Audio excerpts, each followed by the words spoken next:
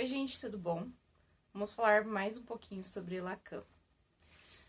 Dando continuidade então aos estudos desse seminário aqui, o seminário 1, os escritos técnicos de Freud. Vou falar então sobre as resistências e as defesas aqui desse seminário. Então o texto é A Resistência e as Defesas, um testemunho de Anne Rich, Heindt, acho que é, um testemunho de Anne Heindt, de ego a ego, realidade e fantasia do trauma, história, vivido e revivido. Então, Lacan começa ali, né, a introdução do seminário, parabenizando ali os participantes, né, o Manoni e o Anzier, e então ele começa a falar mais sobre essa questão das resistências. O reproche foi implicitamente formulado a respeito de Freud, do seu autoritarismo, suposto inaugural do seu método. É paradoxal. Se alguma coisa faz a originalidade do tratamento analítico, é ter percebido na origem e de cara a relação problemática do sujeito consigo mesmo. O achado propriamente dito, a descoberta, entendida como lhe expus no início deste ano, é ter colocado essa relação em conjunção com o sentido dos sintomas. Então, esse reproche aqui que ele fala, né, buscando ali o significado da palavra, é um ato de censurar, de repreender.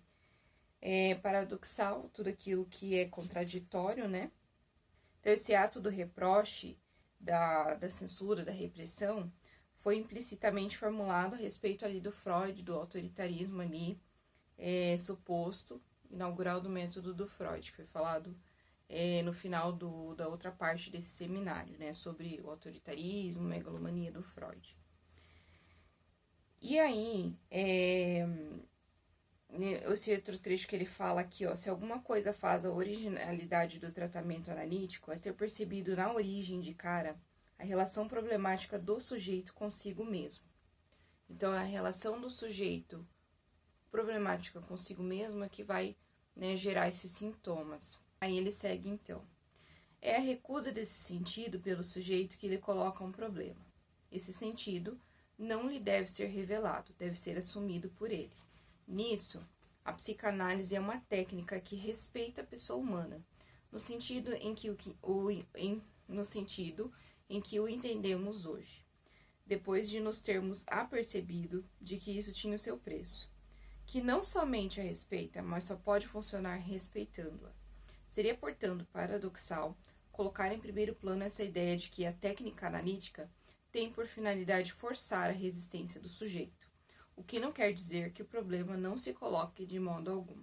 Então, ele fala sobre esse sentido, essa questão sintomática que deve ser assumida pelo sujeito, e ele fala sobre essa questão de forçar a resistência, né? Porque a psicanálise ela tem que ter o respeito à pessoa humana, então se torna um paradoxo essa questão de forçar a resistência do sujeito, apesar dele não negar, né, a existência dessa força de resistência, que ele vai falando ainda mais aqui nesse trabalho dele. Então, sobre essa questão da resistência e da investigação que se segue ali no percurso analítico com o analista e o seu analisando, Lacan segue então. Com efeito, não sabemos que nos dias de hoje tal analista não dá um só passo no tratamento sem ensinar os seus alunos a colocar sempre a respeito do paciente a pergunta: o que é que ele pode ainda inventar como defesa? Essa concepção não é verdadeiramente policialesca, no sentido em que se trataria de encontrar algo de escondido. Está aí antes o termo a aplicar às fases duvidosas da análise nos seus períodos arcaicos. Eles ficam, sobretudo, tentando sempre saber que postura o sujeito adotou, que achado pôde fazer, para se colocar numa posição tal que tudo o que lhe dissermos será inoperante. Não seria justo dizer que eles imputam má-fé ao sujeito, porque má-fé está demasiadamente ligada às implicações da ordem do conhecimento, que são inteiramente estranhas a esse estado de espírito. Isso ainda seria muito sutil. E a ideia de uma má vontade fundamental do sujeito. Todos esses traços fazem com que eu acredite ser preciso ao qualificar esse estilo analítico de inquisitoral. Então, Lacan está falando sobre essa questão investigatória ali do analista, de achar, poxa, o que mais que essa pessoa vai esconder? Essa pessoa está de má vontade, enfim. E aí se torna uma questão muito inquisidora, ali no sentido do sete analítico. Antes de entrar no meu assunto, vou tomar como exemplo o artigo de Annie Hant sobre contra-transferência, publicado no primeiro número de 1951 no International Journal of Physical Analysis.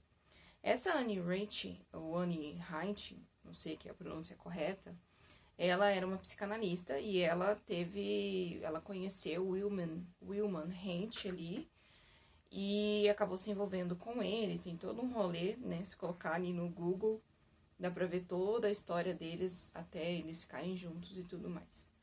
E ela se tornou psicanalista, né? Então, ele traz um exemplo de um artigo dela, né? Aí ele segue. Esse artigo encontra suas coordenadas numa forma de orientar a técnica que vai muito longe numa certa parte da escola inglesa. Chega-se, como vocês sabem, a proferir que toda análise deve se desenrolar no hic et nunc. Esse hic et nunc é o quê? Imediatamente, no exato momento, instantâneo. A coisa vem, a coisa já tem que ter instantaneamente uma solução, uma interpretação. Tudo se passaria no enlaçamento com as intenções do sujeito aqui e agora na sessão.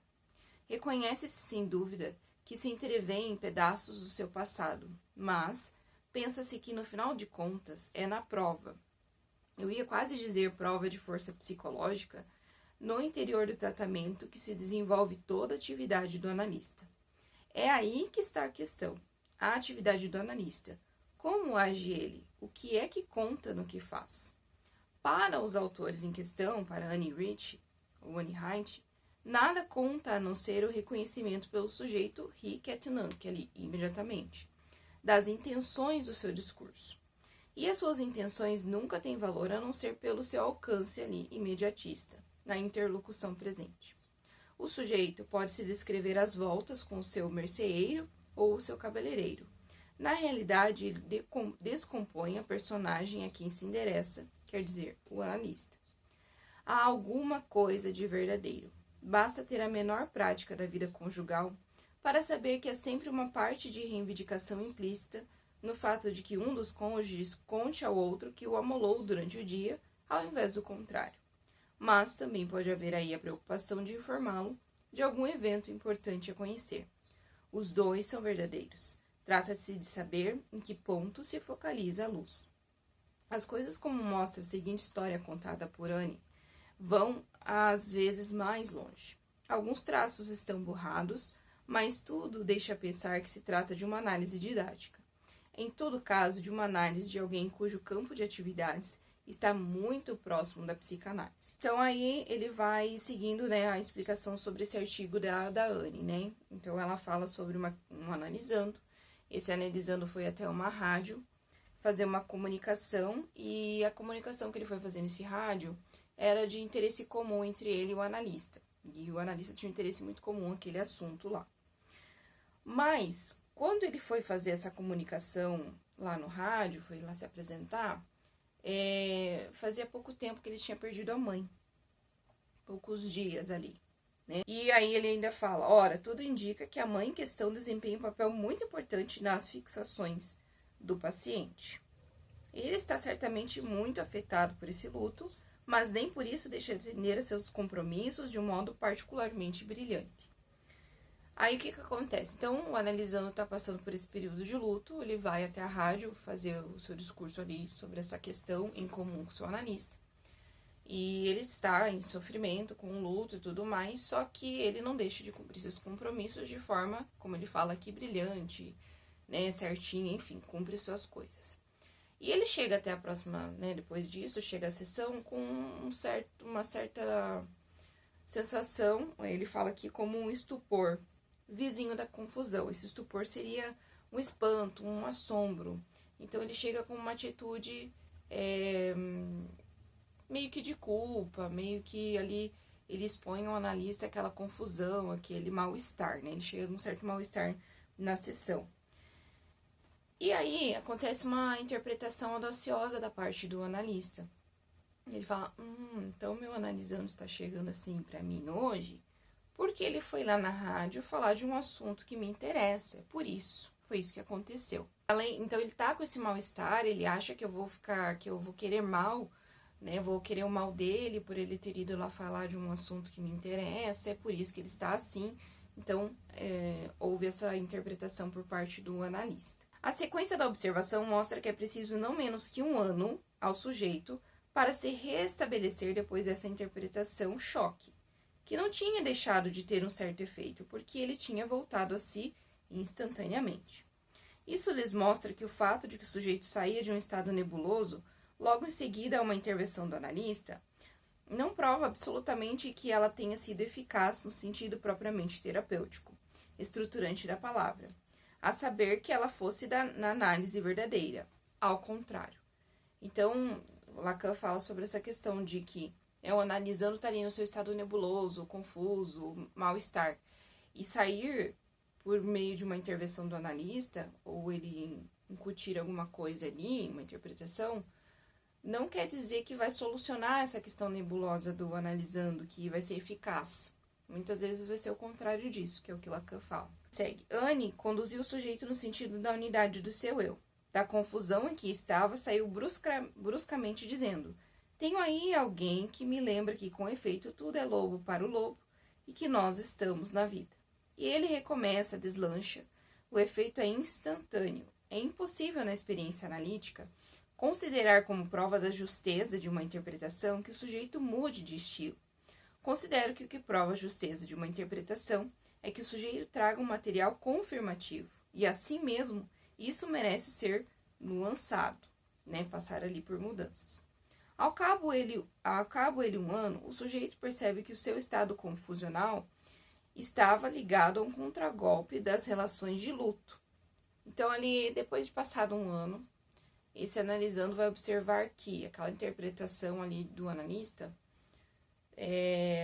apesar dele ter considerado, mas tinha a atitude dele perante a análise ali, depois de ter ido à rádio, estava relacionado ao período de luto. Então, esse contragolpe, essa confusão ligada a seu luto, tinha podido superar ao invertê-las. Reenvio-os aqui à psicologia do luto, que alguns de vocês conhecem suficientemente o aspecto depressivo. Com efeito, uma comunicação na rádio é feita segundo um modo muito particular da palavra. Aí aqui o Lacan vai falando sobre essa questão da comunicação, né? Como que foi essa situação do analisando lá na rádio. Então, essa comunicação, né, ali com os ouvintes, é de certa forma uma coisa invisível, né? Ele está falando, não está vendo quem está ouvindo. E aí ele fez essa conexão da fala do analisando chegar até essa mãe que faleceu, que de certa forma teria um sentimento ali do analisando de que ele gostaria que a sua mãe soubesse que ele estava nessa situação, estaria na rádio, estaria expondo uma questão importante para ele, e que a fala dele, por atingir pessoas invisíveis a ele, atingiria também os mortos, e no caso, a mãe dele. O sujeito estava lá numa relação conflitual. Podia lamentar que a sua mãe não pudesse ser testemunha do seu sucesso, mas, talvez ao mesmo tempo, no discurso que endereçava aos seus auditores invisíveis, alguma coisa estivesse destinada a ela. Então, nesse momento de luto, né, ele é como se fosse uma forma quase de catequizar ali essa questão do luto, né? Eu queria muito que minha mãe visse e estivesse comigo nesse momento tão feliz da minha vida, tão importante. Mas as minhas palavras, de alguma forma, estão chegando até ela, já que estão chegando aí pessoas que eu não vejo. Seja como for, o caráter da atitude do sujeito é então nitidamente invertido, pseudomaníaco, e a sua relação estreita com a perda recente da sua mãe, objeto privilegiado dos seus laços de amor, é manifestamente o móvel do estado crítico no qual tinha chegado na sessão seguinte, após a sua façanha, após ter realizado, apesar das circunstâncias em contrário, e de maneira brilhante, o que se tinha comprometido a fazer. Assim, a própria Anne Heindt, que entretanto está longe de ter uma atitude crítica em relação a esse estilo de intervenção, testemunha que a interpretação fundada na significação intencional do ato do discurso, no momento presente da sessão, está submetida a todas as relatividades implicadas pelo engajamento eventual do ego do analista. Então, aqui o Lacan traz essa questão do ego do analista envolvido nessa questão interpretativa também. Em suma, o importante não é que o próprio analista se tenha enganado, e nada indica que a contratransferência seja culpada por essa interpretação manifestamente refutada pela sequência do tratamento. Por que aqui ele fala da contratransferência? Porque tinha conteúdos do analista, né? O analisando foi lá na rádio falar de um assunto que interessava o analista também, né? Que, de repente, o analista gostaria de estar no lugar do analisando, não sabemos ali a situação total e detalhada da situação, do fato, né? Mas teve essa relação contratransferencial, teve essa questão egóica ali do analista também. Que o sujeito tenha experimentado sentimentos que o analista lhe imputava, não só podemos admiti-lo, mas é excessivamente provável. Que o analista tenha sido guiado por isso na interpretação que ele deu, é uma coisa que não é perigosa em si mesma. Que o único sujeito que está analisando, o analista, tenha até tido um sentimento de inveja, é problema dele levá-lo em conta de maneira oportuna, para se guiar através disso como uma agulha indicadora a mais. Nunca se disse que o analista não deve ter sentimentos em relação ao seu paciente, mas deve saber não apenas não ceder a eles, colocá-los no seu devido lugar, mas servir-se deles adequadamente na sua técnica. Esse trecho também muito importante, interessantíssimo que Lacan fala. Que, não quer dizer que, né, a gente tem neutralidade ali dentro do set, né, e tudo mais. Mas não quer dizer que o analista está alheio e está imune a ter sentimentos para com o analisando. Da mesma forma que, né, acontece do analisando para com o analista. O contrário também acontece. Estamos ali com duas pessoas, né? Então, ele fala assim, não quer dizer que não tem que ter sentimentos. Pode ter uma situação que nem ele fala que, será que houve inveja da parte do analista? Como eu falei, de repente, será que o analista não queria estar lá no lugar do analisando, falando daquele tema? Pode ser. Mas aí, o Lacan fala, não se abstém desses sentimentos. Se utiliza, se olha para esses sentimentos, né? O seu analista vai levar para a sua análise pessoal, para a sua supervisão, né? Tem que estar com o seu tripé em dia. E ele precisa, então, utilizar dessa parte sentimental ali para o manejo da sua técnica em clínica ali com o seu analisando. E não descartar e recalcar. Isso a gente sabe que não serve, né, para análise.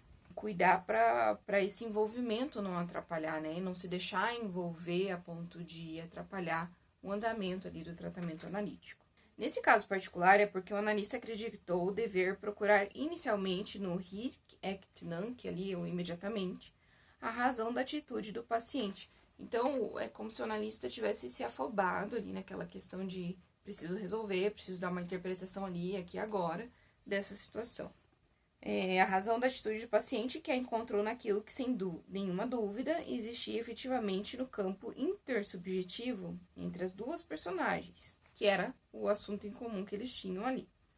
Estava bem situado para conhecê-lo, porque bem que provava um sentimento de hostilidade, ou pelo menos de irritação em vista do sucesso do seu paciente. O grave é que tenha acreditado estar autorizado, por uma certa técnica, a usar isso de cara e de maneira direta. Então, a contratransferência, ela gritou ali da parte do analista, né? Aí Lacan segue. O que é que eu ponho a isso? Vou tentar indicá-lo a vocês agora. O analista se acredita que é autorizado a fazer o que chamarei de uma interpretação de ego para ego, ou de igual para igual. Permitam-me o trocadilho, dito de outra forma, uma interpretação cujo fundamento e mecanismo não podem ser distinguidos em nada do da projeção. Quando eu digo projeção, não digo projeção errada. Entendam bem o que estou lhe explicando. Há uma fórmula que antes de ser analista eu tinha com os meus fracos dons psicológicos, colocado na base da pequena bússola de que me servia para avaliar certas situações. Eu me dizia, não sem gosto, os sentimentos são sempre recíprocos. É absolutamente verdadeiro, apesar da aparência. Desde que se coloque em campo dois sujeitos, digo dois, não três, os sentimentos são sempre recíprocos. Isso explica a vocês que o analista estava bem fundado em pensar que a partir do momento em que tinha aqueles sentimentos, os sentimentos correspondentes podiam ser evocados no outro. A prova disso é que o outro os aceitou perfeitamente. Bastaria que o analista lhe dissesse: é hostil porque pensa que estou irritado consigo, para que esse sentimento fosse estabelecido. Portanto, o sentimento já estava lá, virtualmente, porque bastava botar a faísquinha para que ela existisse. Então, trecho muito importante do Lacan sobre essa questão aqui do analista acreditar ser autorizado a fazer o que ele chama de uma interpretação ego a ego, de igual para igual, onde gritou a questão da contra-transferência e aconteceu também uma questão de projeção ali, né? Então, outro item aqui que ele fala, maravilhoso, essa questão dos sentimentos serem sempre recíprocos. Então, o analista achou que havia uma hostilidade, que aquele modo que o analisando chegou até a clínica, com a sua atitude de mal-estar e tudo mais, estaria relacionado ao sentimento que ele tinha perante o analisando ter ido à rádio.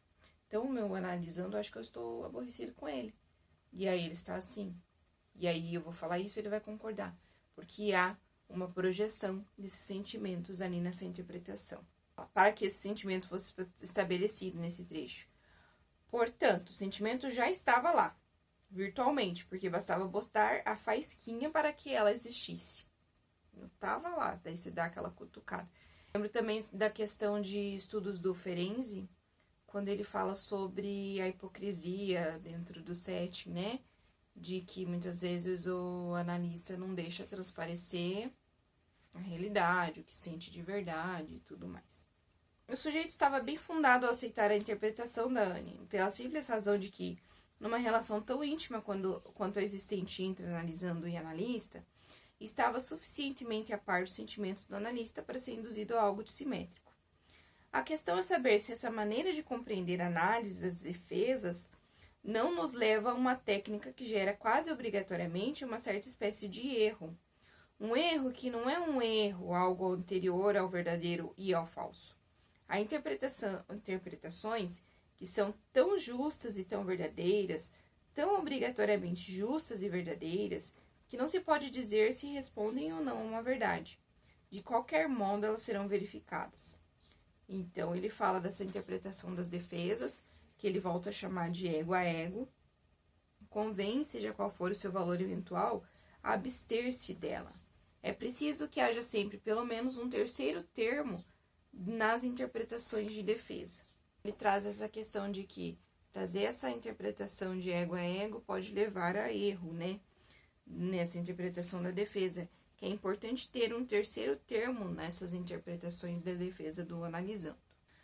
Aí ele segue falando aqui sobre a questão da resistência. E aí ele fala que o termo da resistência foi aparecer numa primeira vez lá, no livro da Interpretação dos Sonhos de Freud, em 1900. Foi em Interpretação dos Sonhos que Freud deu a primeira definição em função da análise da noção de resistência.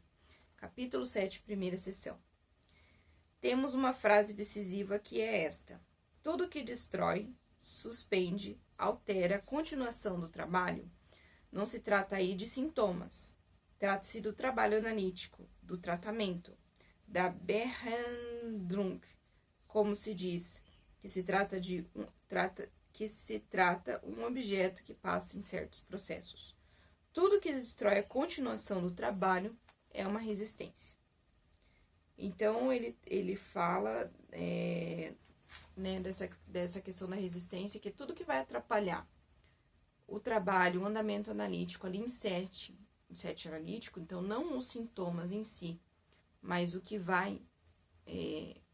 os percalços dentro do setting é que são a resistência, é o que é a resistência. E aí o Lacan segue falando aqui sobre questões de interpretações ali do livro, traduções de livros, né, do francês, do alemão, para a gente se atentar, né, para quem estava ali no seminário, se atentar às traduções, né, porque traduções de uma língua para outra dão variações ali de palavras, né? E ele tá falando para atentar-se a isso. E aí ele traz um questionamento.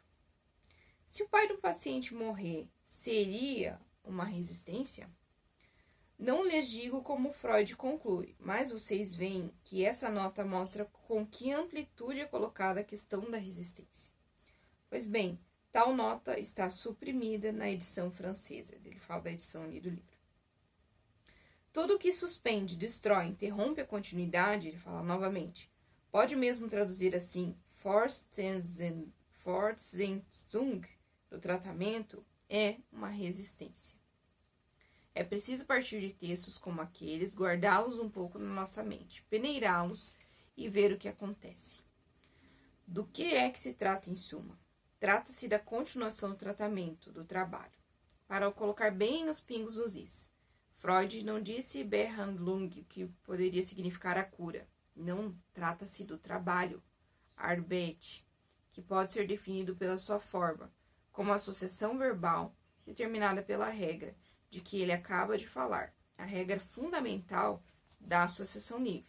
Ora, esse trabalho, já que estamos na análise dos sonhos, é evidentemente a revelação do inconsciente, sobre a questão da análise dos sonhos ali, que é quando dá a vazão inconsciente, transmite seus conteúdos por meio dos sonhos, que Freud traz no livro A Interpretação dos Sonhos. Isso nos vai permitir evocar um certo número de problemas. Em particular, este que Anziei mencionou há pouco. Essa resistência, de onde ela vem? Vimos que não há texto nos estudos da histeria que permita considerar que, como tal, ela venha do eu. Nada tampouco na Traumdeutung que ela venha do processo secundário, cuja introdução é uma etapa tão importante do pensamento de Freud.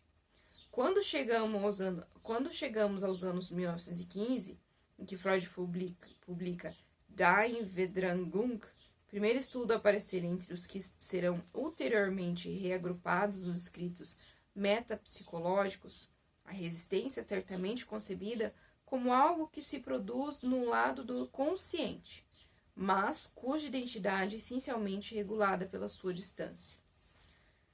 Então, lá em 1915, num dos estudos de Freud ali, reagrupados nesses estudos metapsicológicos, a resistência é tida como algo da consciência, mas que está distante, regulado pela distância. Em Entfernung, em relação àquilo que foi originalmente recalcado. Portanto, a ligação da resistência com o conteúdo do próprio inconsciente ainda é aí extremamente sensível.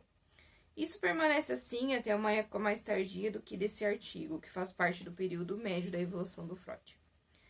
Afinal de contas, o que foi originalmente recalcado, o que é, desde a interpretação dos sonhos, até esse período que qualifico de intermediário, é ainda e sempre o passado.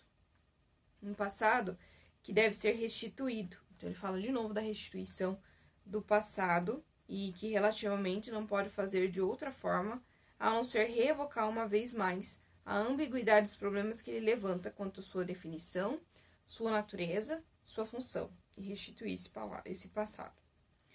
Esse período é o próprio período do Homem dos Lobos, em que Freud coloca a questão do que é o trauma. Ele se apercebe de que o trauma é uma noção extremamente ambígua, porque parece, segundo toda evidência clínica, que sua fase fantasmática, é infinitamente mais importante do que sua face de evento. Desde então, o evento passa para o segundo plano na ordem das referências subjetivas. Em compensação, datar o trauma continua a ser para ele um problema que convém conservar. Se é que posso dizer obstinamente como o lembrei aqueles que seguiram o meu ensinamento a respeito do Homem dos Lobos. Quem saberá jamais o que ele viu? Mas quer o tenha visto, quer não, só pode tê-lo visto em tal data precisa. Não pode tê-lo visto sequer um ano mais tarde. Acredito não trair o pensamento de Freud, basta saber lê-lo. Está escrito preto no branco, ao dizer que só a perspectiva da história e do reconhecimento permite definir o que conta para o sujeito. Retomar esse passado, essa perspectiva da história e reconhecimento é que vai definir o que conta para o sujeito. Gostaria para aqueles que não estão acostumados com essa dialética, que já desenvolvi abundantemente, de dar a vocês um certo número de noções de base. É preciso estar sempre no nível do alfabeto.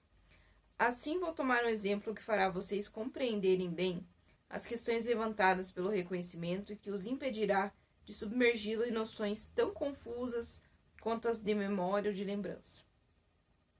Se em alemão Erlebnis pode ainda ter um sentido, a noção francesa de lembrança vivida ou não vivida presta-se a todas as ambiguidades. E aí ele fala que vou contar para vocês uma historinha. Então, o Lacan conta aqui uma história, né, de uma forma de explicar melhor sobre isso aqui, um ponto que ele quer explicar. Então, ele conta que ele acorda e vê uma cortina, e a cortina é de um lugar dele lá, e ele vê uma imagem nessa cortina, vê a imagem de um marquês de um século XVIII e tal, toda vez. E a cortina está no mesmo lugar, quando ele acorda, não se movimentou, não foi deslocada, e ele consegue ver sempre a mesma imagem pontual no mesmo lugar. Aí ele fala aqui, ó, vejamos o que comporta no plano do reconhecimento. O fato de que era assim 8 dias atrás está ligado a um fenômeno de reconhecimento no presente. É exatamente a expressão que Freud emprega nos estudos da histeria. Ele diz ter feito nessa época alguns estudos sobre a memória e refere a lembrança evocada ao reconhecimento, à força atual e presente que lhe dá, não forçosamente seu peso e sua densidade, mas muito simplesmente sua possibilidade. É assim que Freud procede. Quando não sabe mais para que santo apelar a fim de obter a reconstrução do sujeito, pega-o sempre aqui com a pressão das mãos sobre a fronte e enumera para ele todos os anos, todos os meses, todas as semanas, e mesmo os dias, nomeando um por um. Ele se fia suficientemente na estruturação implícita do sujeito, pelo que foi definido desde então com o tempo socializado, para pensar que quando a sua enumeração chega no ponto em que a agulha do relógio cruzar efetivamente o momento crítico, o sujeito este dirá: assim, justamente naquele dia eu me lembro de alguma coisa. Observem que não estou confirmando que isso funciona, é Freud que nos assegura que funciona. Será que vocês aprendem bem o alcance do que estou lhes dizendo? O centro da gravidade do sujeito é essa síntese presente do passado que chamamos de história. E é nisso que confiamos quando se trata de fazer progredir o trabalho. É o que supõe a análise na sua origem. A partir de então, não é necessário demonstrar que isso é refutado no seu fim. Na verdade, se não for assim, não se vê absolutamente o que a análise trouxe de novo. Com esse exemplo que ele traz aqui da cortina, ele traz aqui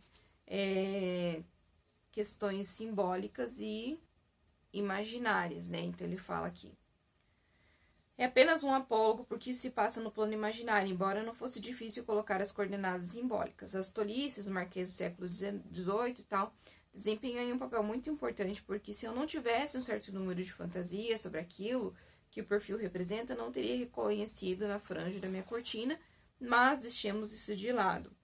Vejamos o que comporta o plano do reconhecimento. O fato de que era assim 8 dias atrás está ligado a um fenômeno de reconhecimento no presente. Então, nesse trecho dessa historinha que Lacan fala, ele faz essa conexão do simbólico, do imaginário, de todas as conexões que o analisando traz com a sua questão histórica, com o seu passado, com a sua memória e essa interligação que ele tem do presente com o passado. Então, que nem quando ele fala desse exemplo de acordar e saber que a cortina está do mesmo jeito há 8 dias, ele faz essa ligação do momento presente ligado a esse fenômeno que ele está vendo ali. E a imagem que ele começou a ver naquela cortina ligada ao seu imaginário. E aí ele fala de como que o Freud procedia, né? Inicialmente, antes de Freud seguir adiante com a questão da livre associação de ideias e de avaliar ali de que forma que o inconsciente estaria vazando por meio dos xistes, por meio da interpretação de sonhos e tudo mais. Inicialmente ainda o Freud tentava a questão não mais da hipnose, porque ele viu que não foi eficiente, mas ele vinha com a pressão da mão na cabeça para que a pessoa conseguisse lembrar ou conseguisse trazer à memória, a partir do momento que ele fizesse a pressão, uma data, alguma coisa. Então, quando ele ia falando das datas para o analisando, ele ia verificando as suas mudanças ali de atitude e vinha, né, trazia-se a memória que estava lá guardada, mais esquecida ou recalcada, e era trazido de novo ao momento presente. E aí ele segue. A resistência do sujeito se exerce sem dúvida nesse plano, mas ela se manifesta de uma forma curiosa que merece ser explorada, e por casos absolutamente particulares. Há um caso em que Freud sabia toda a história, a mãe lhe havia contado. Comunica então ao sujeito dizendo-lhe: eis aí o que se passou, eis aí o que se fez a você. A cada vez o paciente, a histérica, respondia por uma pequena crise de histeria, reprodução da crise característica. Ela escutava e respondia, na sua forma de resposta, que era o seu sintoma. O que coloca alguns probleminhas, este em particular. Será resistência? É uma questão que abro por hoje. Gostaria de terminar com uma observação seguinte. Freud, no fim dos estudos da histeria, define o núcleo patógeno como o que é procurado, mas que repele o discurso. Aquilo a que o discurso foge. A resistência é essa inflexão do discurso ao se aproximar desse núcleo. Então, há um núcleo patógeno ali e repele esse discurso. E a resistência é essa tentativa de aproximação, né, ao núcleo desse, ao núcleo patógeno. Essa inflexão do discurso ao se aproximar desse núcleo é que cria uma resistência. É como se fosse, sabe aqueles filmes que tem uma realidade paralela e aí você vê um ambiente e existe uma camada invisível ali que se passa para aquele ambiente. Mas aí há uma resistência e você não consegue ultrapassar aquilo. Seria dessa forma. Então, tem o núcleo patógeno, ali onde está gerando sintomas. Tem essa questão, né, da procura, repelida pelo discurso. E a partir dessa inflexão ali, dessa tentativa da inflexão do discurso para se aproximar desse núcleo, há então essa resistência. A partir de então, só poderemos resolver a questão da resistência se aprofundarmos o sentido desse discurso. Já dissemos, um discurso histórico. Não esqueçamos o que é a técnica analítica no seu início, uma técnica hipnótica. Lá no hipnotismo, o sujeito sustenta esse discurso histórico.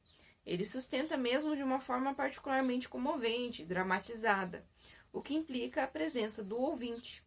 Desse discurso saído do seu hipnotismo, o sujeito não se lembra mais. Por que será que se encontra bem ali a entrada na técnica analítica? Por que a revivência do trauma se mostra aqui em si mesma, imediatamente ou de maneira permanente, terapêutica? Verifica-se que um discurso assim sustentado por alguém que pode dizer eu, interessa ao sujeito. Resta o fato de que é ambíguo falar do caráter vivido, revivido do traumatismo no estado segundo histérico.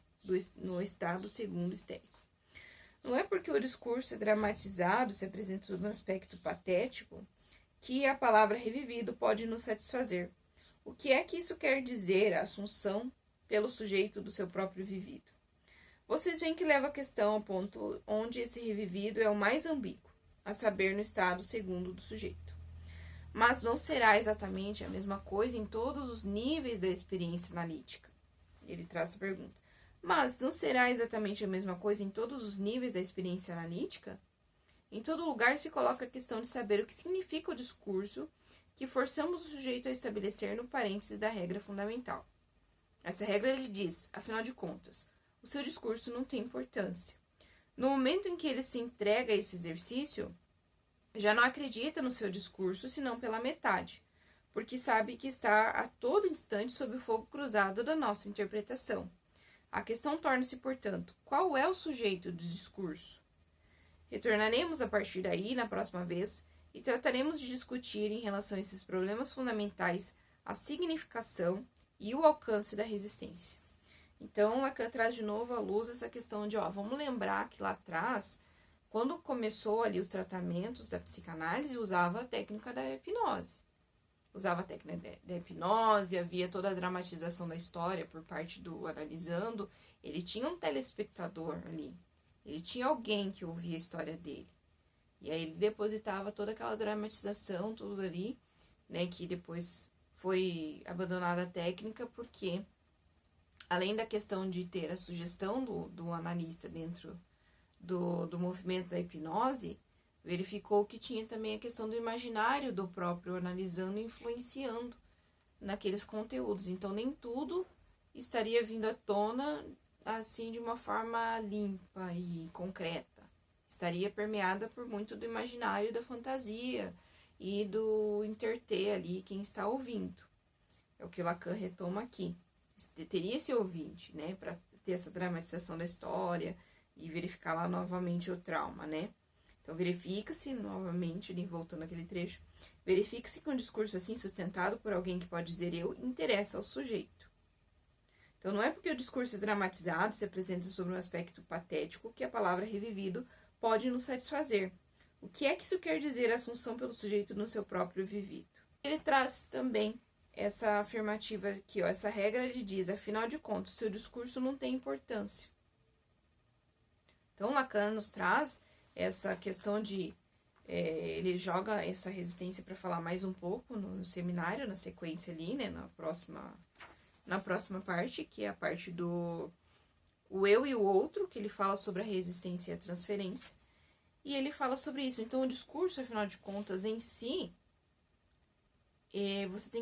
você como analista, você tem que ver além desse discurso do teu analisando, porque ele está interligado à interpretação do analista, como ele fala ali na sequência, né?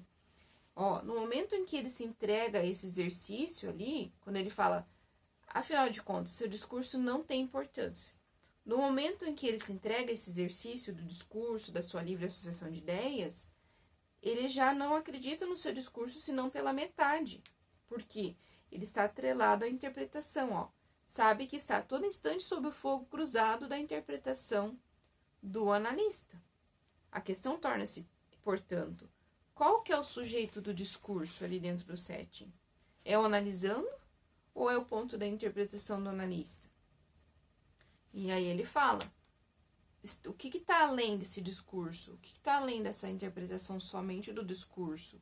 E dessa questão lá do artigo da Anne, daquele imediatismo, né, da interpretação, tal coisa, do ego ao ego. E aí Lacan deixa essa questão ainda da resistência para se refletir e para se retomar ali na sequência do trabalho.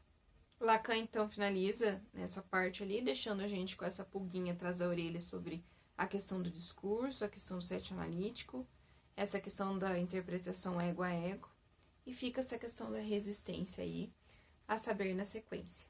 Espero que vocês tenham gostado desse vídeo e nos vemos no próximo. Até mais!